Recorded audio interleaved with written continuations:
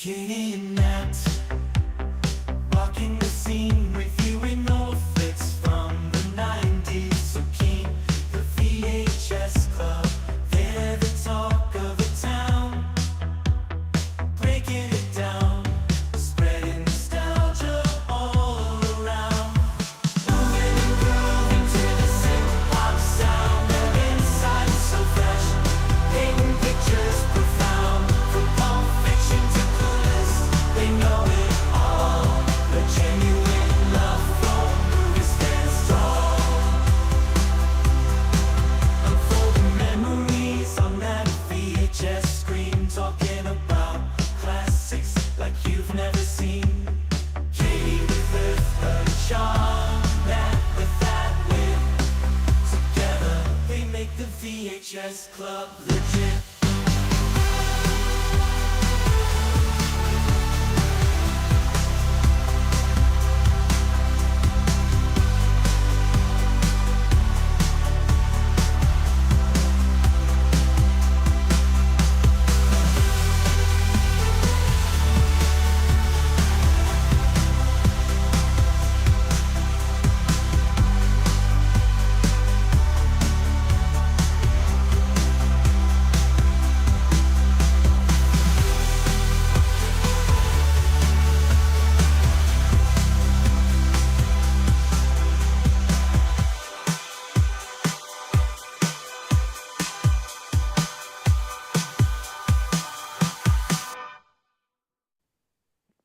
Welcome back to the VHS Club. We are so happy that you're hanging out with us here tonight. And a huge, huge welcome to Zuzu and to Kyle who are hanging out with us tonight. Everyone is here having Yay, fun. We hi. have our little 8-bit chef at the bottom, and we are ready to geek out over all things 80s, 90s, and today, which actually means today, which is very exciting for Ned and I here tonight. So yeah, thanks to everyone for being here. We're doing something a little bit different. So usually we review movies from the 70s, 80s, 90s. Last week, I think we were into the 60s, but today we're talking about a movie that just came out, and we have people who helped to create the movie with us. So it's an exciting time. So if you're hanging out with us live, be sure to ask any questions that you want for Kyle and for Zuzu. Drop those into the comments. We're happy to ask them. Otherwise, we are ready to dive all the way in. Nat, how you feeling? I'm excited. This was a really fun watch. We did kind of a double feature this week. We watched Ghostbusters and we watched Cuisine de l'Apocalypse. So that was a fun watch week for us. Yeah, it was a fun watch week for us. And we were just telling these two before we jumped on that we made our poor tater tots go through like literally every conceivable horror movie over the last few months. So if you're sitting here and you're like, wait a second, Katie and Nat, you told us that we were done with horror movies. Yes. Sort of. But this one is as funny as it is scary. I don't even think it's scary. Kyle, do you think this is a scary movie? That doesn't feel like that was your intention. No. We're out of the scary, I think, and into the funny. So if you're not one of the horror movie people, this is actually a great fit for you because it's very, I don't know, inspired by. So AI told me that it was a zombie-fueled, robot-filled Mel Brooks style comedy, which I think sums it up pretty nicely. But before we dive too deeply, let's have you guys officially introduce yourselves. Kyle, let's kick it over to you. You are the director, creator of this movie. Tell us a bit about you. So I'm Kyle Weingart. I'm from Cuisine, Montana. Missoula is like the city that's close to us that we drive to for groceries. Went to college in Missoula and spent a little time in LA. And then now we're back here in Hamilton, Montana, making movies and stuff up here. Awesome. Over to you, Zuzu. Hi, yeah, thanks for having me. I'm Zuzu Weingart. I was the producer on Cuisine de l'Apocalypse. I also played Laura in the film, and I'm married to Kyle. You're here for all of the fun. You did such a great job in this film. I think it was thank you. very surreal to me. Laura was very badass. Yeah. she was the voice of reason. She's like, what do you mean you plugged the modem in? Yeah, what are you doing? Robots, You're all guys. crazy. It was great. All right. It was a really good performance. We enjoyed that. Oh, thank you. Yeah. So now we normally make Nat give us a movie phone version of what this movie is about. So, okay, Nat, over to you. So Cuisine de l'Apocalypse is about a post-apocalyptic Missoula, New Missoula, with this lovely, like, charismatic chef John who just wanted to have a cooking show. And regardless of the apocalypse, he's trying to figure out how to have a cooking show. And comedy of errors ensues, and he and his friends and family try to figure out if he can successfully have a cooking show while also saving New Missoula from both zombies and robots. Yeah. Yeah. And it's got a lot of heart. Got it all. It's got it all. Zombies, robots, food, chefs, adventure. Yeah, no, absolutely. So first question over to you, Kyle. What is your VHS era comfort movie? What is the film that you have worn out over and over watching? We had this old recorded from TV version of Tremors, and we watched that so much with all the old commercials, like Orville Redenbacher commercials, and back when Chevy had the "Like a Rock," that was their slogan. So yeah. Oh yeah, Tremors is a solid one. We haven't done that one yet, Nat. We'll have to add that one to our list. Kevin Bacon. How about you, Zuzu? Is there one that was just like your go-to? Yeah, I watched My Girl a lot as a kid. I had it on VHS. Oh my gosh, like why did I do that to myself? But I did. I watched it so much. And it's still, comfort movie for sure. But it is so sweet and sad, and it gets me every time. Same. It's one of those that Kitty and I agreed not to cover on the podcast because I would be too emotional. Because We I'm would like, just be sitting here ugly his crying. glasses. Yeah. I know. But Sweet we little love Macaulay it. Culkin. Ugh. Yeah. Yeah, I recently watched that one with my 11-year-old, and I tried so hard. She like looked up this list of movies that were like supposed to be like good movies for her age group, and that one was at the top of the list. And she was like, "Oh, Mom, like this is like a movie that like totally is one that you would want to watch with me. It's from like your generation. You can talk about it on the podcast." I was like, "No, this movie is very sad." And she was like, "Oh no, it'll be fine." I'm like, "No, it's Even I very tried sad. to- People die. It's really sad." I was like, don't do it, kid. Don't do it to yourself. Yeah, so we watched that just like ugly crying, and I was like, every literally time. as it got worse, I was like, we can turn it off. She was like, do people die? Like, people die. Can we just turn this off? But we got all the way through that one somehow. But I agreed that we would never do it on the podcast. Yeah. Ugh. It's a good watch. Yeah, I can see It though. is, I can see yes. why that was one that you watched over and over again. So how do you come up with a movie concept like this? Like I can immediately see all of the inspiration, and Kyle, I think like you and I are probably really similar. Like I love a slapstick movie. I love a zombie movie. Like this, like really feel like this was designed for Nat and I in so many ways. But what was the impetus that made you think like, okay, no, I really need to do this, like, and get this out into the world? There was a lot of different things. I think the best answer would be like, why did I make it in the fashion that we made it? Because we came up with the concept and had a bunch of different like, what's it going to look like? We had one version that was actually pretty serious and almost kind of dramatic. And then once I was like, but this is my first big outing in a film. I just want to play with all my favorite movies. And so when we were on set, every scene, I was like, okay, guys, this is when we were in the haunted forest. I was like, guys, this is Scooby-Doo. This is, and then we shot it in that fashion. And then, the zombies kind of coming back at the end. That's straight from Scooby-Doo on Zombie Island. And being the good guys at the end. So there was just, and then our investors were awesome because they were really like, we want to make sure, Kyle, you make exactly what you want to make. And so I was like, well, I should just make a movie That's amazing. that makes me feel good, and I'm just going to make it for me. And then hopefully other people enjoy it as well. And I don't know, that's kind of what made it into what it was, and didn't make it into like a melodrama, which is odd to think about this concept being kind of weird, quirky drama. But I'm so happy we went with the tone that we did, because it's just a lot of fun. We wanted to do something that was fun at the end of the day, and that I don't know, people watch and just like, oh, that was a blast, that was a good time. And then hopefully, they left with something. But at the end of the day, if they left with just a good time, then we did our job.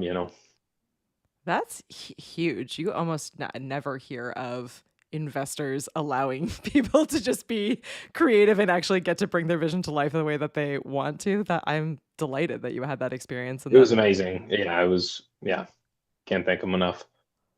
Oh my gosh, I love that.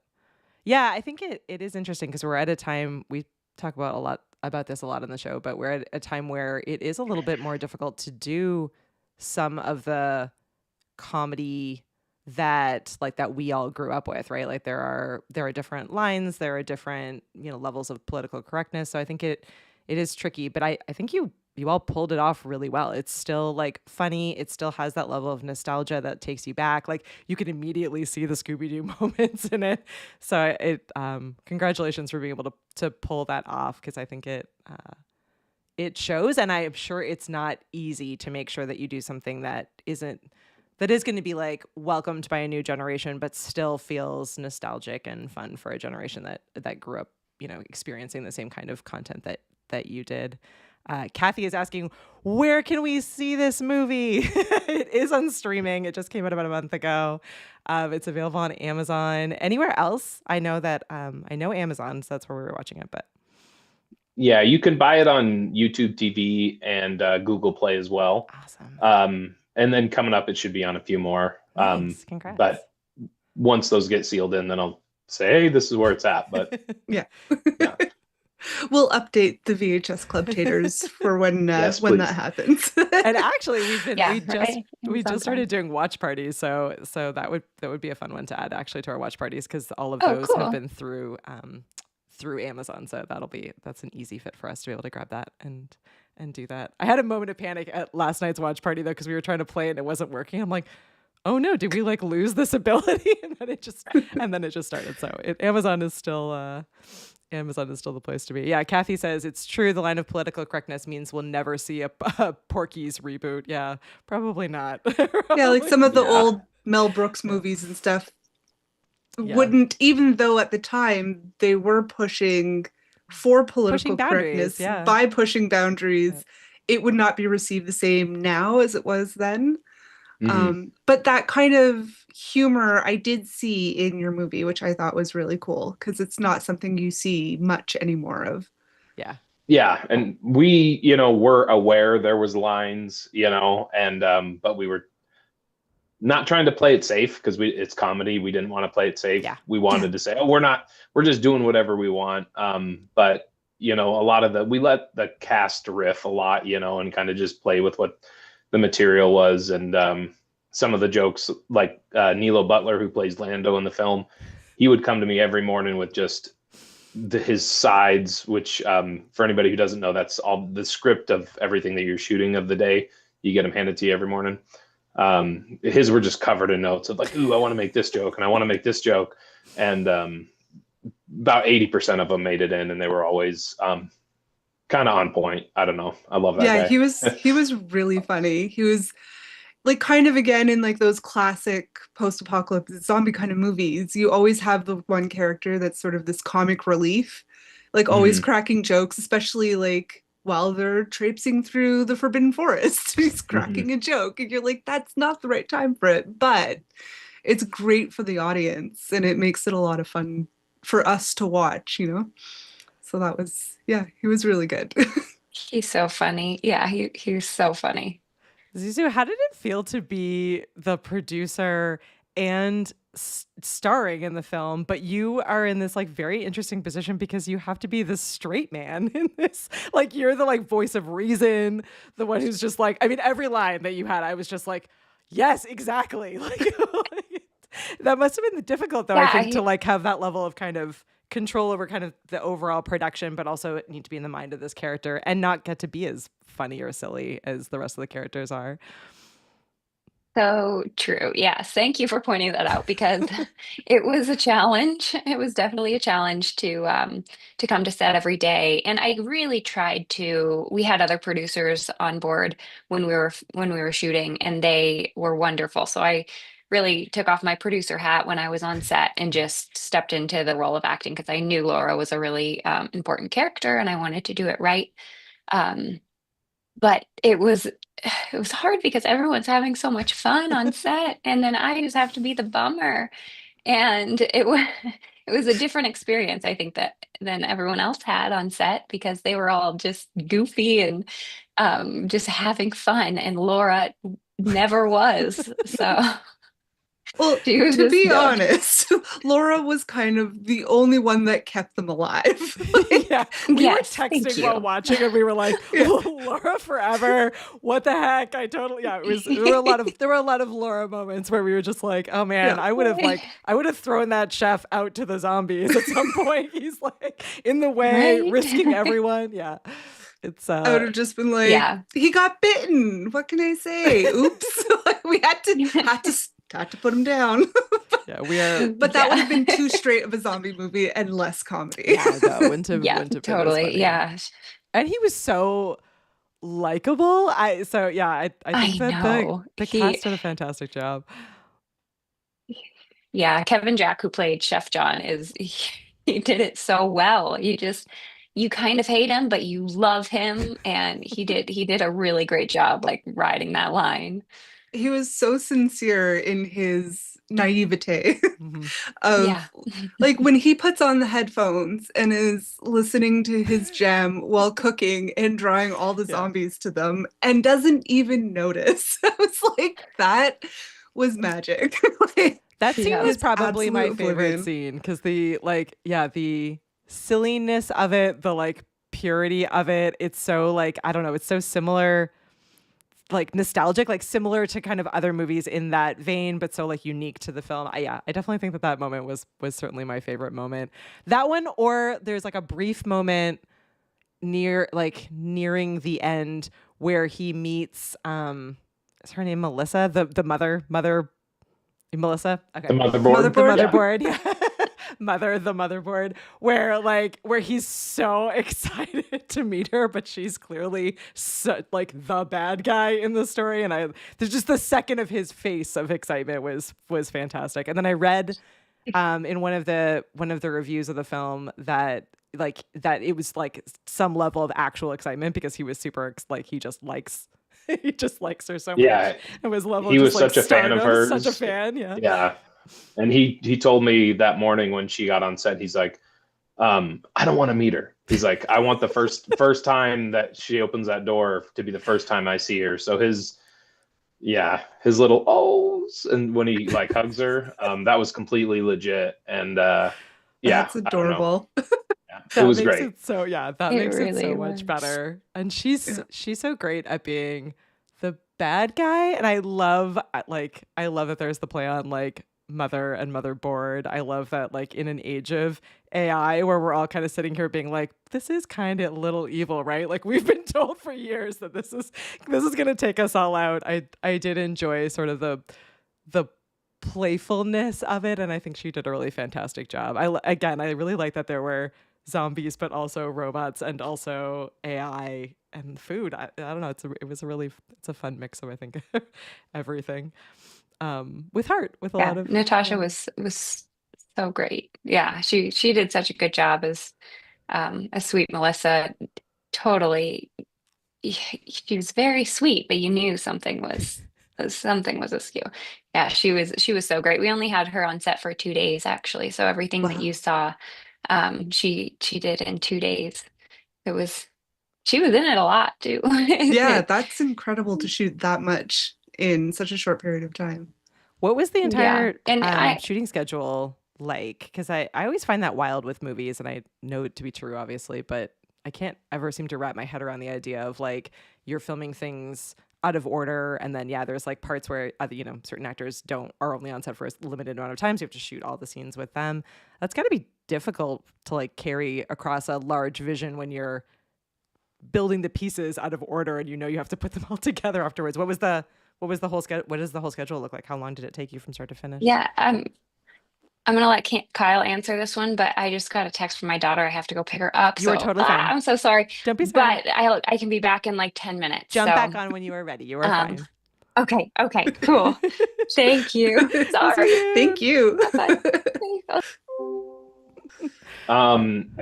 It was 24 days of shooting. Wow. And then, that's how many days we worked. So it was like a month and a half. It was, everything was out of order. And the schedule was constantly evolving because we live in Montana. We shot the whole thing here and it was fire season. So we had smoke rolling in and storms rolling in. And so every day we were changing stuff up. But it was a lot and everything was out of order, as is pretty typical. But it's even,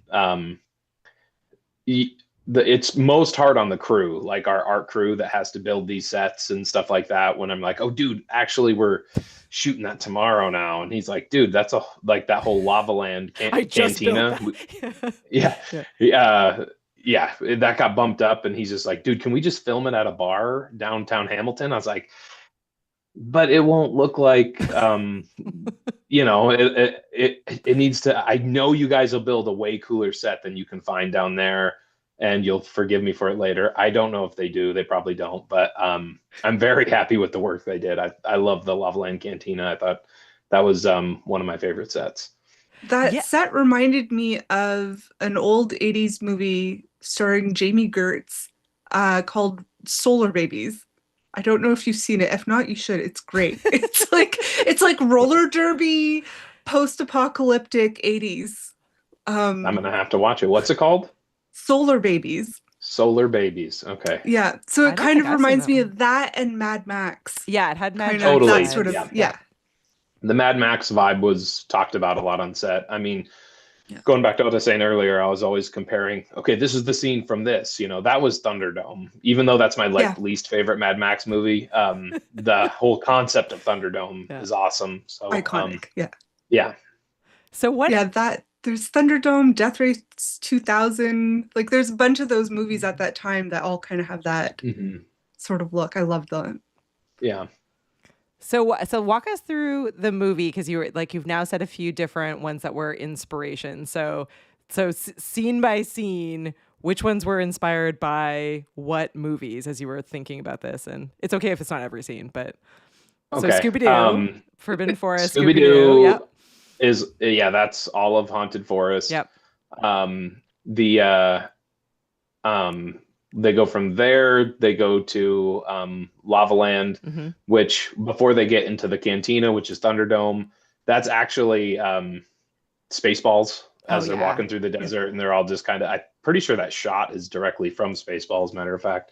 That's funny. I didn't catch that one, but now that you say that, yes. Yeah, right. I mean, it's not the only movie to have people walking through the desert. That's a pretty common trope. But it's what always cracks me up if people are like, oh, this movie is very original. I'm like, it's not really. It's all my favorite parts. Yeah. And then and then they meet Andy. That's totally Terminator 2, which is the superior film.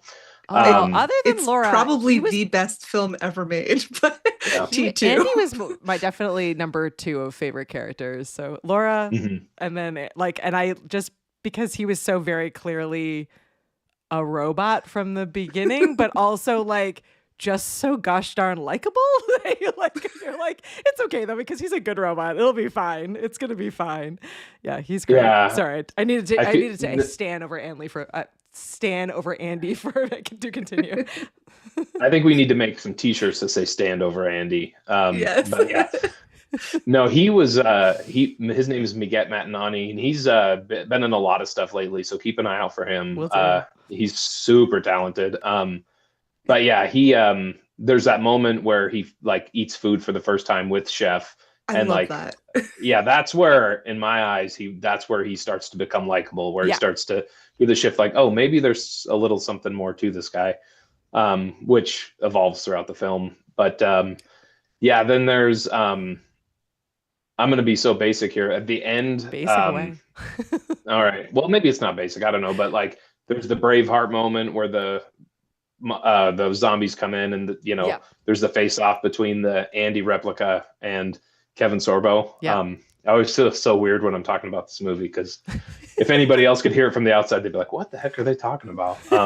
We're But When he said the Hercules line, I was like, that's adorable. I Yes. love that. yeah, and absolutely perfect. the funny thing about that wasn't even scripted. So when Kevin Sorbo came on set, every take he gave us was something awesome and usable. So once awesome. we'd get the first take, and I'd be like, okay, I kind of want to say moving on, but we got Hercules here. I'm not gonna say we got it, And then Like, I'd be one like, more, well, let's why do not? one more. Yeah. And then he would just be like, typically would be like, can I play with this a little bit? And I'm like, yeah. And I don't even remember what the original line was. And he was like, can I play with this? I was like, yeah. He's like, what do these robots even look like? And we were still kind of finding the concept. I'm like, well, I know I want them to look like kind of iRobot wannabes. And he's like, okay. And then he delivered the line, let's go Hercules on these iRobot wannabes. And I was just like, oh, that's the one, That's the line. I was like, yes, circle that one. And so that one, made it into the movie. And then at the end where John has to like kick out the two Andy replicas that are still kind of evil, and he has to send them on their way and kick them out. That's been in a lot of movies, but I like to say Harry and the Hendersons, when he has to say, go, we don't like you, even though we do love you. Get out of here. Yeah. Yeah. They were very kind of Tweedledee and Tweedledum. Yes. And like they were super likable, and it's cute, like Chef John kept checking, like, okay, are you sure? Like, what will you do to the other humans? They're like, well, kill them, obviously. Yeah. He's like, oh. It's like he held out hope to the end that they might turn good, but they didn't quite. Yeah, it was fantastic. The deadpan, again, as you said, he's a great actor to be able to pull the deadpan response, and that was absolutely fantastic. Josh wants to know what it was like working, controversial question. Josh would like to know what it was like working with Kevin Sorbo, because there have been horror stories about him out in the wild. So sounds like it was a good experience all the way through with you. It was, he was such a gentleman on set, and there was a lot of people. Yeah. And there was a few people going into it, because we're in a weird time here where everybody's got an opinion. Yep. And and fair enough, everybody should have an opinion, but a couple people are like, well, if Kevin Sorbo says anything like this, but then they ended up being his best friends on set because that's good to we hear. were all professionals. We had such a good time. That's good to hear. Yeah. He was, also, I'm like I feel like an old man. I'm 36 now. My kids say I'm really old, but we won't tell you how old we are then. We'll just be quiet over here. But I'm also kind of a young buck in this industry, taking on something like this. I was a little intimidated because I grew up on Hercules. I was such a big fan. And even he had his feature film Cole the Conqueror, which I loved. Yeah. It's absolutely ridiculous, but in the best of ways.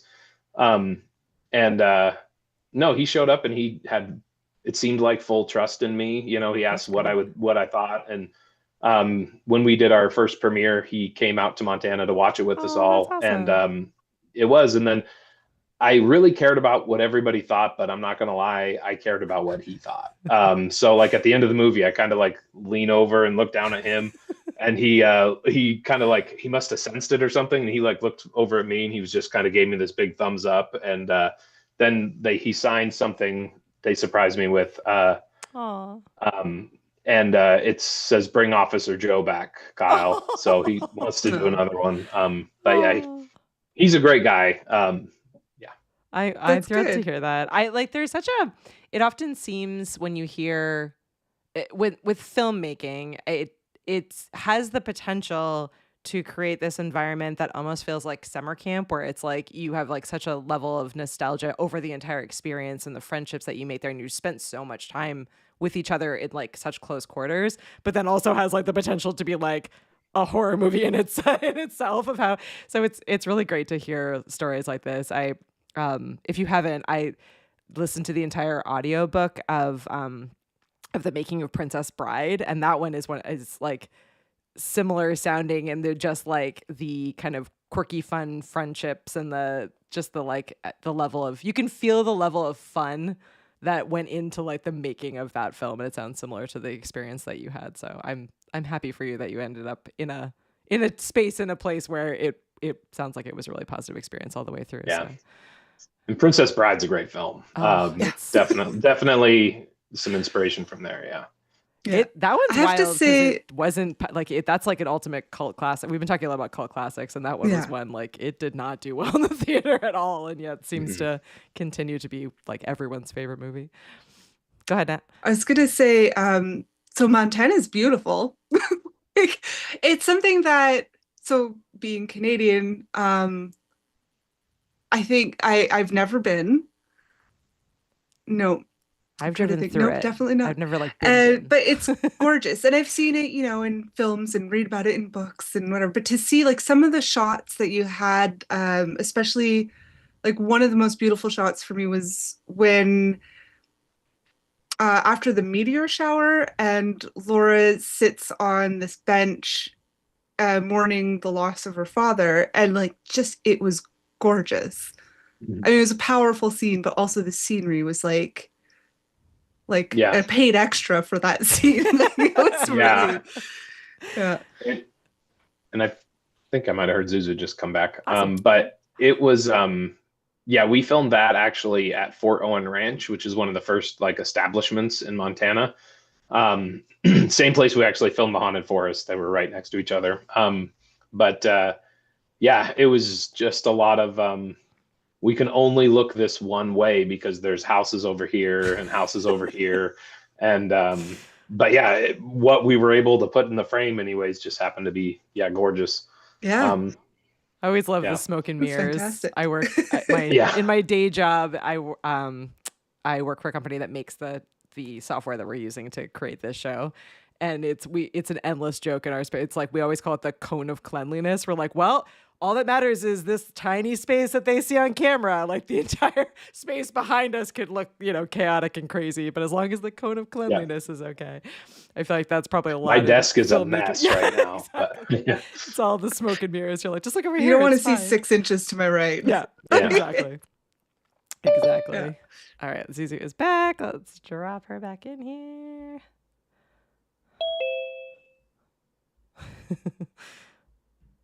All right, this and this. The magic of.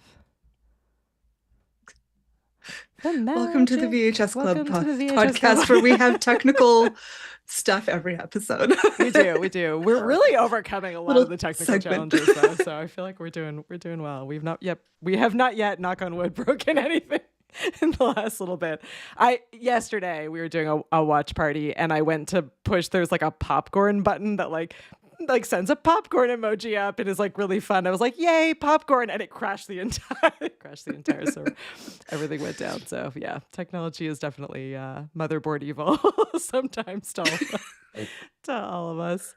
We were talking, as usual, you were gone about how beautiful Montana is and what a picturesque place to be able to film. Was everything filmed there in the same, like all in Missoula or in different places? Yeah, we filmed. Hi. Hey, welcome. Sorry, I had to leave for Yeah. a second. I'm a little out of breath. But yeah, we filmed 100% of principal photography in Montana. Wow. Most of it was in the Bitterroot Valley, which is just south of Missoula. All of it was in the Bitterroot Valley, I guess, right? Yeah, Mhm. yeah, we did. Most of it was at the Ferroplex studio, which is used to be an old movie theater, and during cool. COVID they pulled out all of the theaters and turned them into sound stages, and Oh, wow. it's a beautiful facility. Yeah, so we were lucky enough to film.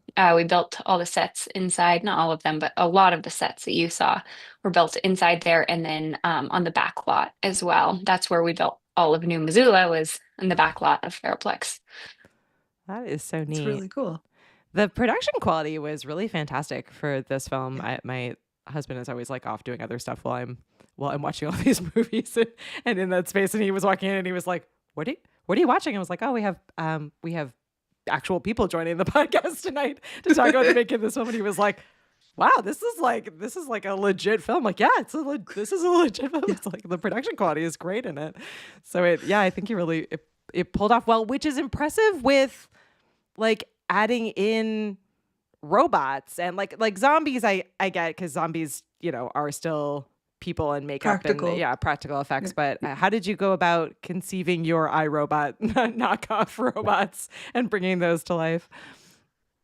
So I had been meeting prior to even actually writing the script out. I was meeting with our VFX supervisor on set, and I was like, "So what all can we do here?" And he's like, "Man, possible. if you get this motion cap, this one that I work with the most and is really nice. I think it was Xsense was the brand. He's like, if you get me that and you get me somebody wearing that suit and doing those actions, I can put a robot wherever you want." And so I was like, so I can have an army of robots. He's like, you can have an army of robots. I'm like, dude, I'm making an army of robots. And then we, just found kind of a boring version. We found an asset that we paid for the big license so we could use it as much as we wanted in our film. And and then for the Sweet Melissa Megabot, as we called her on set, with the TV on her head. That was fantastic. That was a little bit more custom, but I was over there cheering. I was like, put it on your head. And then she obviously did, and it was fantastic. Topically, just recently, Russia had introduced at a conference their AI moving robot and looked similar to yours, terrifying, except fumbled. Like the poor thing couldn't walk across a flat stage. So good for humankind. Yeah. Thank God. Yeah. I'm like, yay, go Russia. Like, you screwed up. Thank God. So, but interesting. I'm like watching the movie. I'm like, this reminds me of that news clip I just watched. Robots are still a little scary, but again, I think it's just because we grew up with like all of these movies. We're like, well, when the robots go bad and we all die, like it's not. I mean, I've seen those movies. I'm not booking my trip to Mars anytime soon. We all know how that ends. Josh is saying that George Lucas would be really proud of you guys getting to make the movie you want without the issues that plagued him during Star Wars. Very true. Very true. It is. Yeah. I am amazed at it seems like the great experience that you had and the ability that you had to bring a vision to life in the way that you wanted it. That is unheard of, especially in 1975, 1976, for sure. Go ahead, Nat. Yeah. So I wanted to say that Zuzu, your character, had this really great story throughout the movie where she lost her husband. He turned into a zombie, but he kept coming back and checking in on her and singing to her and sort of taking care of her, also kind of driving her insane. But but then you see like that hope that she held on to at the end when all the zombies come back with Officer Joe, like Joe. And so it's like, oh, well, maybe there was, like, she did hold on hope for a good reason, and I really liked that sort of heartwarming bit. And also, like, it's implied that he saved her from the fire. I'm assuming he did. Yeah, that good job catching on to that, because that was Natalie. the intention. It is it's so silly, but it is kind of a sweet love story. And Kyle wrote the film, of course, and he's always said to me, if he dies first, he's gonna haunt me for the rest of my life. So romantic? No, that's as you guys are describing it, I'm like, this isn't as sweet as I thought it was. But no, it is. Okay. No, it is. That's awesome. Yeah. And were you Kevin, Kyle, the husband, like Laura's husband? There was like a picture and it was of you guys? Yeah, that we took that the morning we shot that. Like, we were taking the kids to school and we were just like, somebody hit us up and we're like, we still don't have that picture. And I'm like, Lily, who was in the play that Zuzu had to leave for. She's like, "Do you still have your Polaroid? Grab your Polaroid." And we took the picture, and then like, "All right, get in the car. We got to go." And then got everybody to school. And Yeah. Oh, that's so And the cute. funny thing about that photo is when it shows the close up, my thumb is covering up the corner of the photo because our son, he was 2 at the time. oh He yes, couldn't stand not being in the photo. So he's like in the corner of the photo. And so I had to cover him up with my thumb when we shot the That's so film. cute. That's going to be a nice little memory for him. Oh, for Yeah. sure. Do they? So you were saying before we jumped on and started recording that your daughter is in theater now. Do you involve the kids in the kind of this filmmaking world that you're both in? Yeah, so our girls played Minnie and Molly in the film. So my daughter's in the film, Nice. our daughters in real life. And yeah, they really enjoyed the process, and they're continuing to be on set with us and pursue acting and That's on awesome. What a great on a experience for them to smaller grow up scale. with, to be able to kind They of were have those fantastic. experiences. Yeah, they really were. They were so really good. funny. They're sort of deadpan, like helping their sort of chaotic uncle film this cuisine show. And they're just so straight laced with him. It was really funny. Yeah, I feel like every kid these Yeah, days they- wants to be a YouTuber, so I feel like it's probably the perfect fit for them to actually be on a movie set, but also be in this world of we're making a YouTube show or a live stream Yeah, show. and it's so funny because they have been asking and asking and asking to do a YouTube channel, and we're Yeah. like, no, no way, we don't want you out there like that. And we're like, but we are already because we're in your film. We're like, yeah, but that's in a controlled environment. It's a That's controlled different. environment. Yeah. That's Yeah. real acting. That's Yeah. professional. YouTube is chaos. Yeah. Yeah. YouTube's definitely not as locked down. It's not as controlled an experience. Yeah. I work almost entirely in YouTube 24/7, and I've had the same argument with my kids. I'm like, you are welcome to be on stuff that I make in the studio with me, helping out behind the Yeah. scenes, but I'm not going to give you your own channel that you can just do whatever you want with. It's with great work comes great responsibility. Yeah. It would definitely be bad. All right, a little bit of a different question. So what is the reception and the reaction been so far of the film? What have the kind of the fan reactions been like? How has it been out there in the last month? I think as expected, like as we were making it, we're like, people are either going to love it or they're going to think it's the dumbest thing in the world. And if they do think that, they're right, because it kind of is really Can ridiculous. they both love it and think it's the dumbest thing in the world? I think it's dumb in I the think best that ways. too. Yeah. But we have like the people who are watching it. Like I have a kid who, he's not a kid. He's a kid. He's 16, 15. Yeah, that's a I think he just turned 16. Yeah.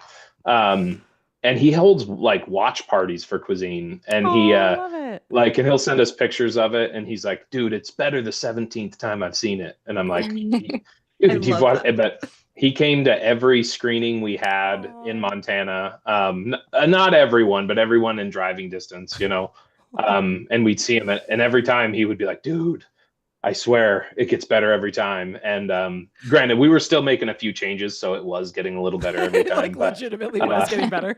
yeah, but yeah, he there's the people who really get it seem to just fall in love with it and want to visit New Missoula, which was kind of a big goal of ours, like making a town that people would want to come visit.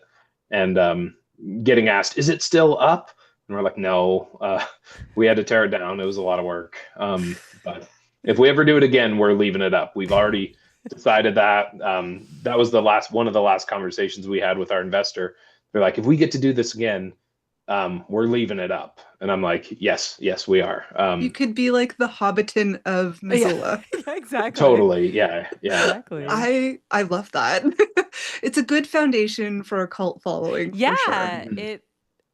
we've been on this journey the last few months of talking a lot about cult movies. We did an entire episode on cult classics, but there is something about this idea of like watching something over and over again, like being really into memorizing the lines and also being like part of the experience. And I think it's it's neat that we haven't lost that. Like so many of those movies became cult classics because of like rentals and VHS and DVD but it is neat now that I think we're seeing a lot of people going back to that, and we're seeing like even like bigger fandoms growing around some of the older movies. It's really cool. Like we're totally in like Twilight season. I was telling my 11-year-old who's obsessed with romance movies right now and all things romance and love. Tween. And so she was asking about the Twilight books, and I was like, yeah, I have like, because we used to live not too far away from the part of the country where this was filmed, and people go back, like you're saying, like it's like an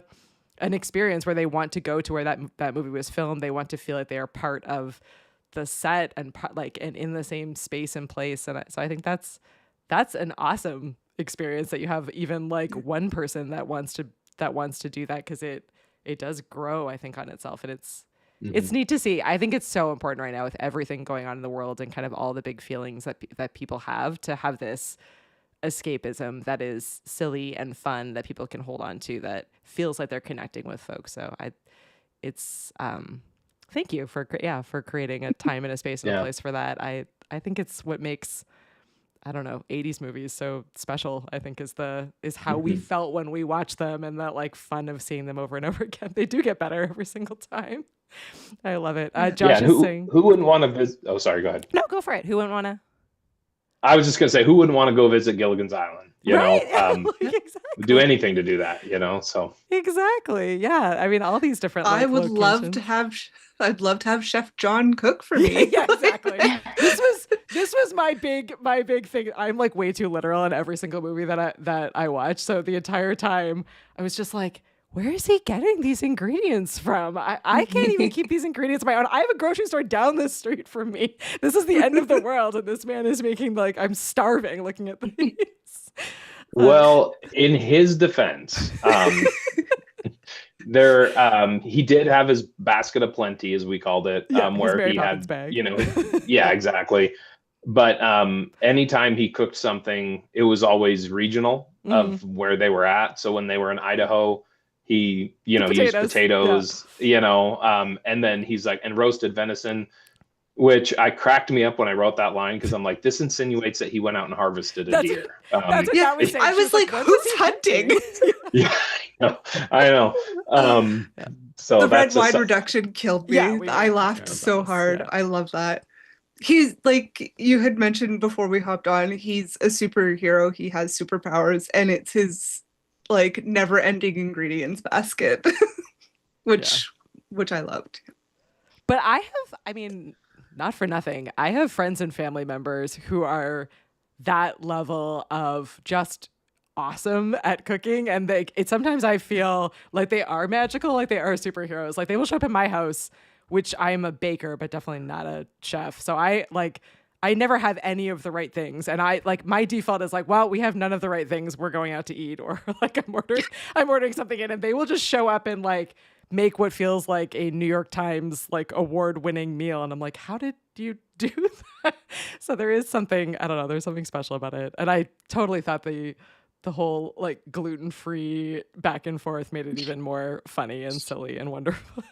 It's like, I'm not allergic to it, but I'm so gassy. Like, which is like, I feel that.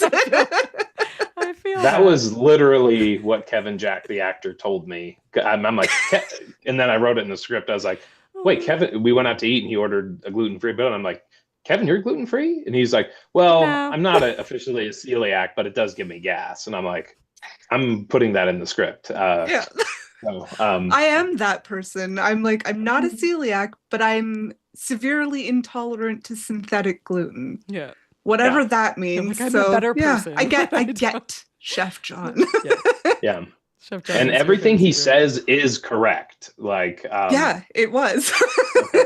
So, Zuzu's gluten-free, or she's over here. Yeah. It is really hard to point. He's figuring it out. Yeah.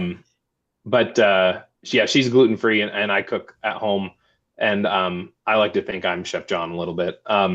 And yeah, all of everything we cook for her and the kids is always gluten-free, and so that kind of meandered its way into the story. So Well, I love that it's That makes I sense. love that it's done in such a way that is just like silly and fun. I just thought it was really it made me laugh, that part. I have a really good friend who is gluten free, and initially he like always makes like I think he's so concerned that he's gonna like put people out. Like, I'll buy like gluten free crackers, and he was like, "Well, you didn't need to do this." And I was like, It really is like the easiest conceivable thing, like of all the diets out there and all the different like, options available. Like, it really is very easy to make a gluten free meal, but it is funny It to is, me. He's yeah, always especially never wants to make a nowadays. big deal. Yeah.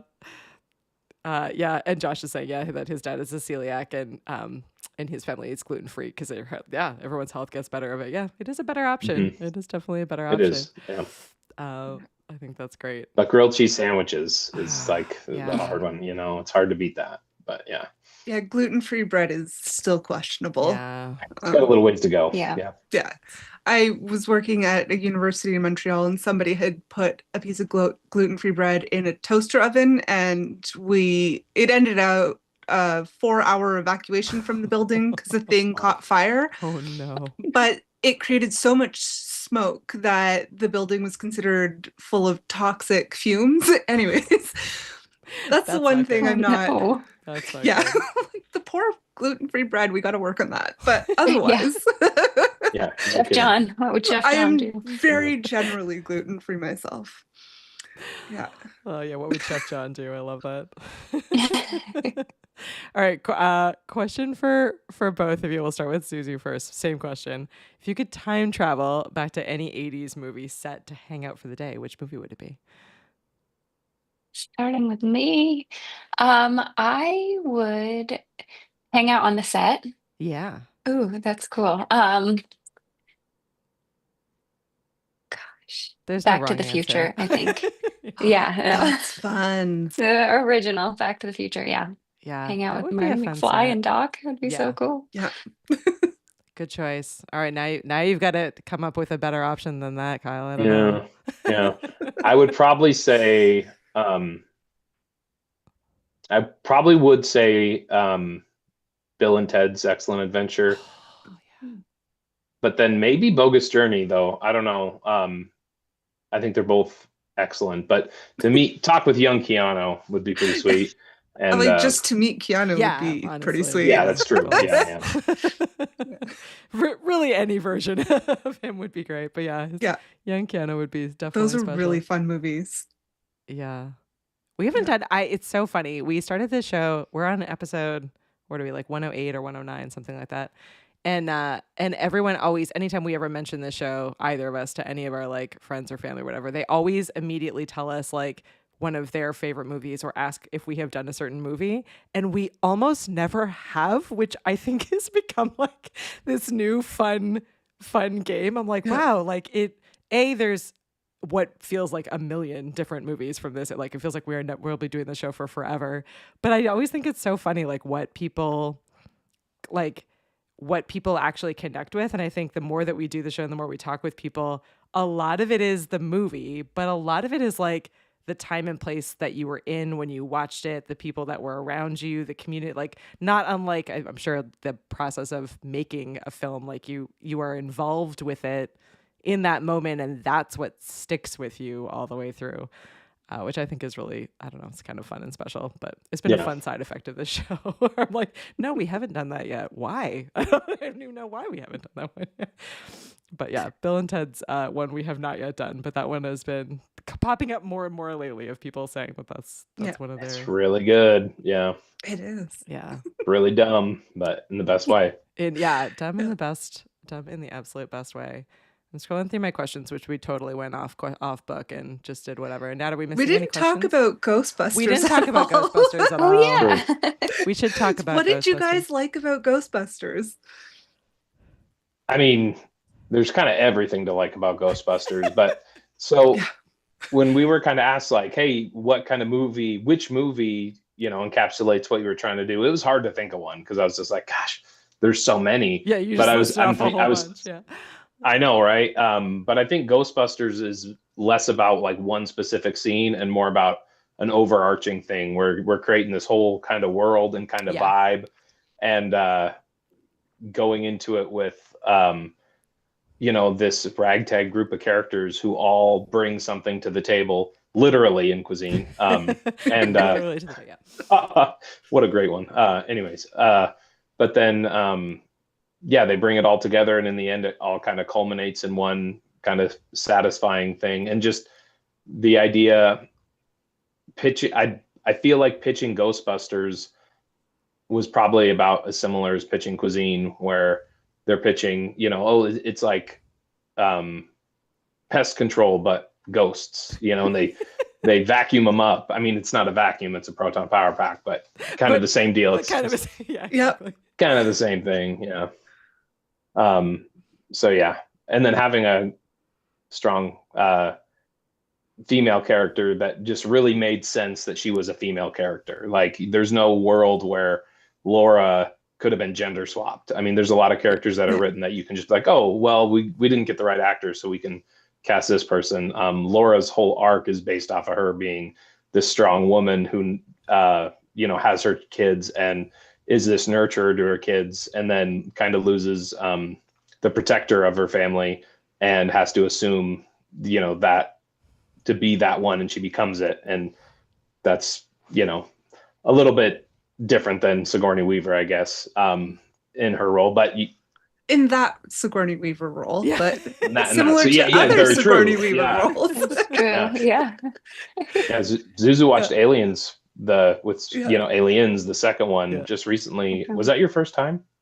Yeah, that was my first time watching it. Tell us she's what so you good. think. She's so good. Sigourney Weaver, she's so good. Yeah, she is fabulous. Yeah, that whole film, did everything it should have done. Loved it. I think my favorite description of the movie I've ever heard was a movie about a woman with her a movie about men not listening to a woman and her cat. And I was just like, that's Laura. Like, she was, the practical one. She had to do all the multitasking because she's doing the parenting, the keeping New Missoula together, but also trying to help Chef John realize his dreams. She's like, I'm not going to squash your dreams because, you turned on the modem, but she's like, how can I help you, even though this is probably a disaster? It's great. Yeah. Well, good. Yeah, I'm glad that came across. Because it was really cool to jump into that role and to be that grounding character that the audience can connect with. Yeah. Absolutely. Well, we are, as usual, somehow blew through an hour of time. So I want to be able to remind everyone where they can see this. We've been talking all about Cuisine de l'Apocalypse. You can grab it on YouTube. You can grab it on Amazon. More places to come. What's the next big project? So you've hinted at potentially working or writing towards a sequel, another project on the horizon. Are things in mind? Yeah, so all of that. All of that. We've talked a lot about a sequel, possibly a series. It's fun. More Cuisine is to come, definitely. That is in the works. But we also have another project that we'll be filming in 2026 that is so different. But it's a film that I wrote called Counting to 1,000. Oh, congratulations. We'll That's have to so keep an eye exciting. out. Yeah, definitely keep us in the loop. Thanks. Much different from Cuisine, but still same team. Oh, that's great. Getting to work with a team that you trust and that you love goes a really long way. Well, I mean, another idea out there, you could let Chef John have his YouTube show. These days it's more and more possible. You could true. Jump into that space. Definitely have talked about that. Yeah.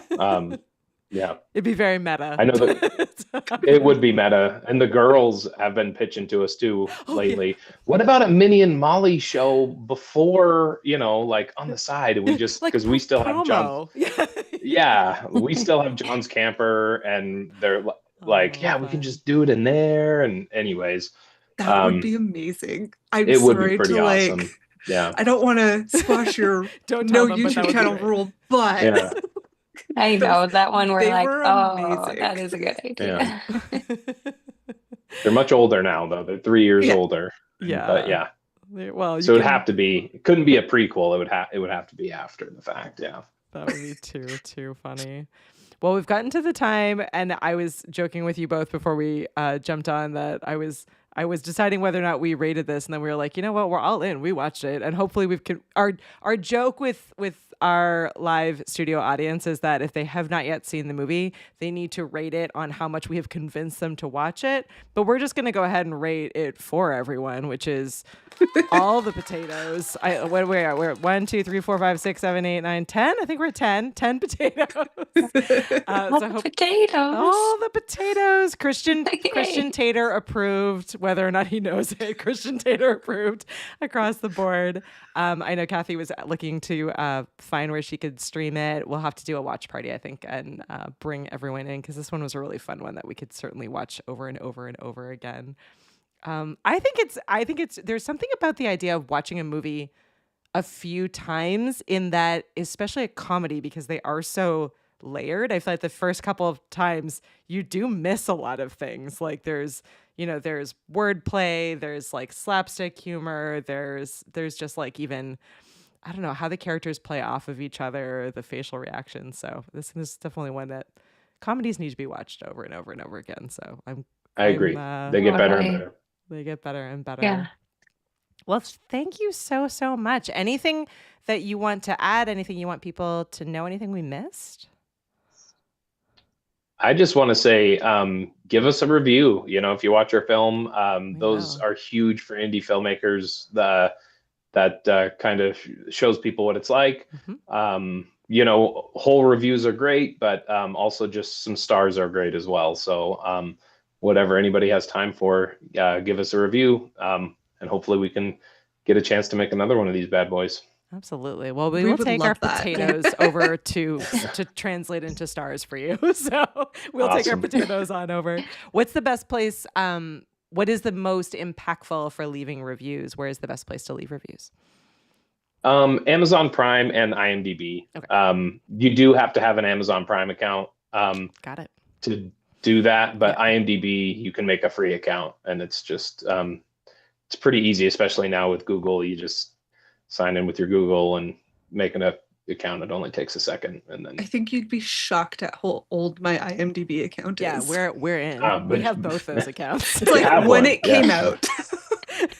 your email's probably something weird from high school. Yeah. Skater Girl Yeah. 73. Yeah.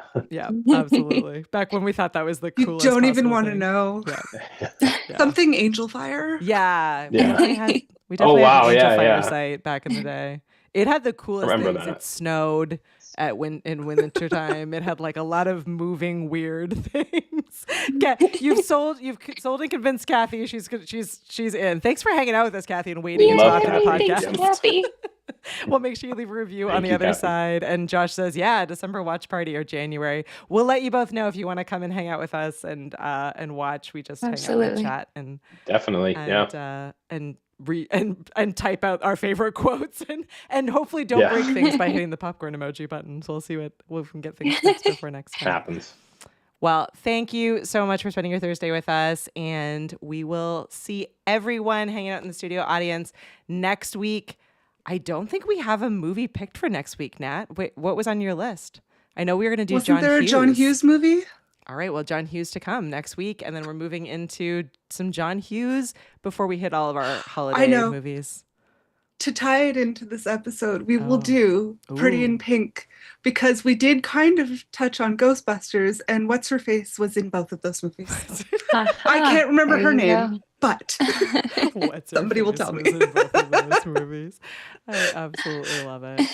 so next week, Pretty in Pink. Next week, Pretty in Pink. I am all in. We will see you Thursday, 9 p.m. Eastern here on YouTube or wherever you watch and listen. Thanks so much for joining us. We'll see you in the next one. Bye, everyone. Bye. King and Nat.